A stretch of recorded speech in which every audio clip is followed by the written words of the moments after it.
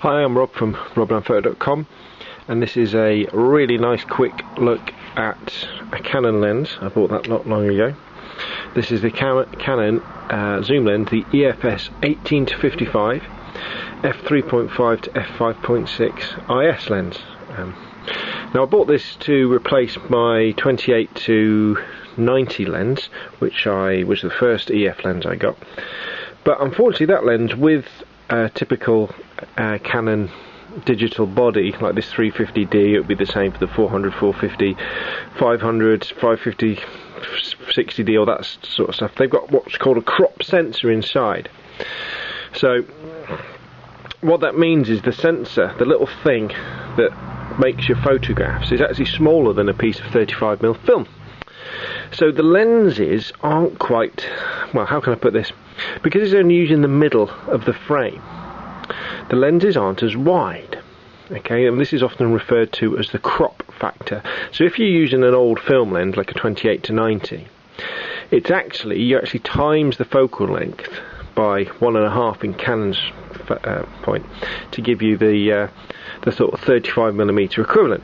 So when I was using my 28-90 and my 350D, it was more like I was using something like a what's 28 plus 14, what's 38, a 42mm lens. And you'll know that a 42mm lens isn't very wide, and if like me you like doing lots of architecture, landscape shots and things like that, that can be quite restrictive because you simply can't get far enough away. So one of the things that Canon came up with was their EFS lineup of lenses, like the 18-55 we see here. And these are specifically for the crop sensor cameras. The new ones would be the 600, the 60D, that sort of thing, because they don't actually fit, well, they might fit, but they don't actually work properly on a full frame camera like a 5D Mark II. The EFS lenses were designed to be small, light, and cheap, and the 18-55 is often used as the kit lens on lots of cameras. Now I picked this one up with its bigger brother, the 55-250, off eBay for somebody who would, I think they'd bought a 60D and they were getting rid of the kit lens, and they'd bought that one as well. And so I got them both for, I think it was £160, which is quite a bargain because they're in very, very good condition. So this lens here then, so it's an 18-55, so that's really the equivalent of about a 28-80mm lens. So it's a very useful walk around lens. It's about a 3x zoom if you're into compact cameras, that sort of thing. So it's nice and wide at one end, so it's great for architecture, great for landscapes, that sort of thing. But it's fairly long as well. You know, it's a good compromise, a good lens to have on, and it's normally why it's the kit lens.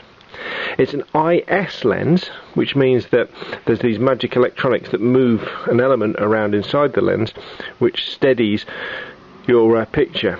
What that means in effect is, I think you get between 2 to 3 stops of light advantage when you're using the IS. What does that mean? Well, what it means is normally, if you're shooting with a lens on your camera, as a rule of thumb, if you're hand holding, the slowest speed you can get is 1 over your focal length. Okay, so if you were shooting at you're shooting this camera at its widest setting, say 18mm, the fastest you could shoot handheld would be an 1/18 of a second, roughly.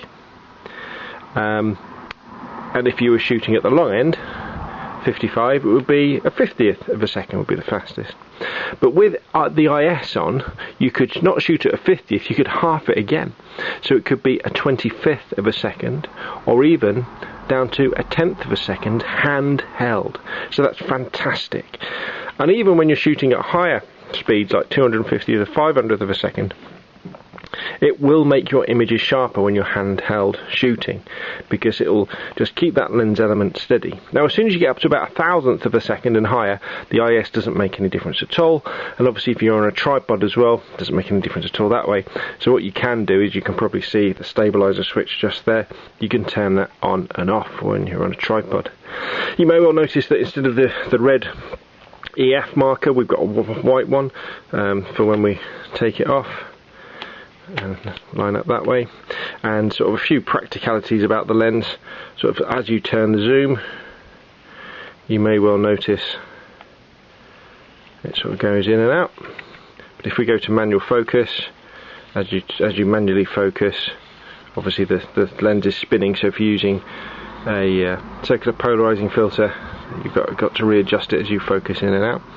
If you do want to manually focus, you do have to put it on manual focus. When it's on autofocus, that is fixed. You know, if you try and force that round, you will damage the lens. But my experiences with this lens so far is it's sharper than my 28-90. It's nice and lightweight. It's a perfect, you know, these two go together, peas in a pod. You know, they're great lenses to have.